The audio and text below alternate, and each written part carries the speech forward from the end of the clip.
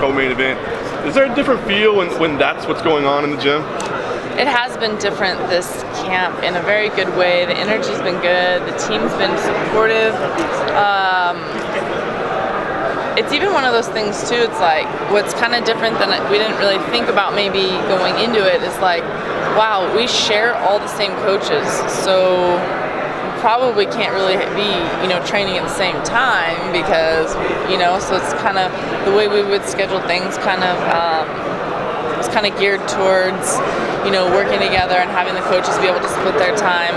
Our coaches have definitely put in a lot of work. It's like some of the nights I would go in and I would do mitts first, and then they would be there. It's like I would do like my grappling private, and then I would have my mitts, and then he would hit his mitts, and like so they're all there like all night. I come in, I leave, he comes in. Sometimes I'll stay, watch his workout. I always like to watch and learn anyway. Sometimes a lot of times after sparring, the heavyweights spar the hour before the lightweights do, and so he will just stay, and while he's cooling down, like he would actually stay and be helping like corner me during practice. So, and then sometimes after my mitts, I would stay and watch him. So there was a lot of support, but I even think the coaches were in the gym well over twice as much, and also we were, because it's like, when he would normally maybe leave, he was staying and watching me, or when I would normally leave, I was staying and watching. It was just it was a good vibe and a good motivation for both of us.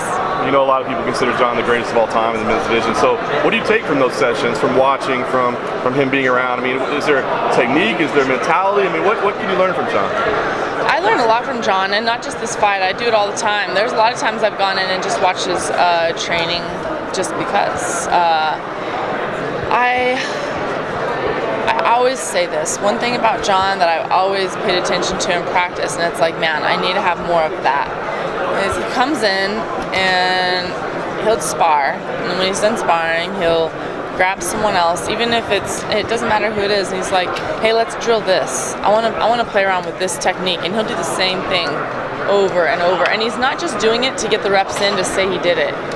He's like focused on the technique of it every time, and his focus, endurance is great. After a while, sometimes I'm like, my brain's full, I need to get out of the gym for a while and come back and readdress this, and his endurance for the mental aspect of it, he's just like focused and in it, and he can do it for hours. And that's one thing I think, he really is just diving into it and really becoming it, and that is one thing that he does really well. I wonder, we also had a high-profile departure, right? We found out last week that Diego's not there anymore, and he kind of took some parting shots, I guess, that some other people have taken as well. Is there any kind of, sense of pride on the line? Like, we want to go out and show the world, like, Jackson Wink still it matters. We are a great gym. Is there any chip on the shoulder for you guys? For me, there's a couple things. I am very prideful of my team, and I'm very thankful for my team, and I'm going to say this right now, and it has never been different. Coach Winkeljohn and Coach Jackson are the most loyal, good coaches out there. They genuinely want you to win. They genuinely will be there when you need them to be there, and they want you to win. They've always been there. I have never had an issue. Coach, I need to work on this. What time? There is never, and they are so much wanting you to succeed. And that is why this team has been built just off of passion and hard work. There's no big business money people behind our gym. None. You see a lot of these other big MMA gyms out there, and they have all this help and this like backup from a lot of these like sponsors and people with money.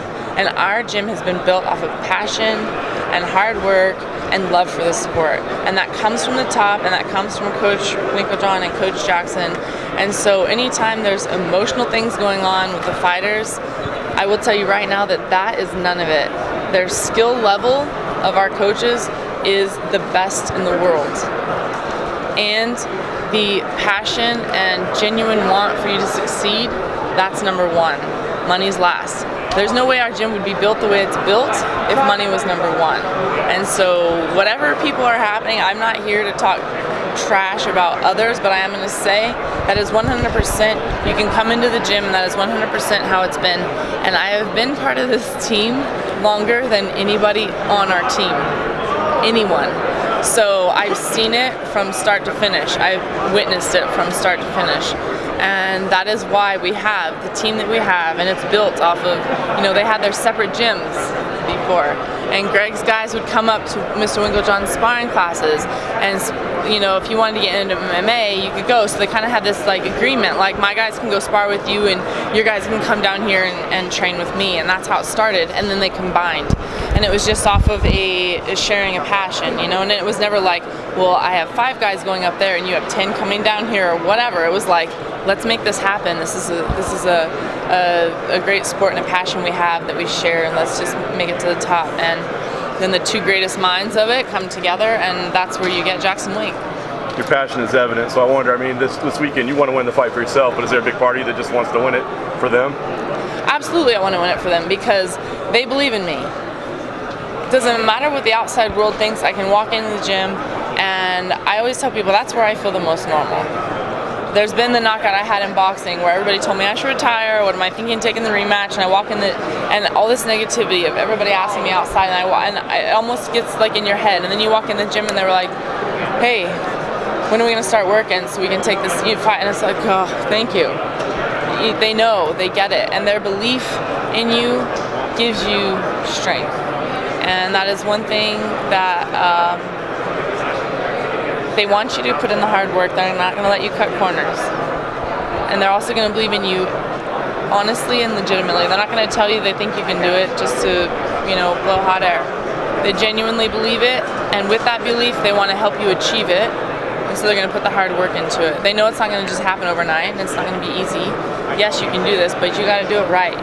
And, that's why you see multiple champions coming out of the team. We've got people from there that people, they look at, John being the champion now, and then, I beat Ronda, but it's Rashad Evans was there, and he got the belt when he was with us. Keith Jardine was there, getting knockouts over some of the greatest. It's just, John Dodson was up for the belt twice. And the first one was very controversial. A lot of people thought John should have won. Yep. Carlos Condit, he had the interim, title. You look at the team, and it's not just right now. It's been over the time, and that doesn't happen just because. That comes from the coaches.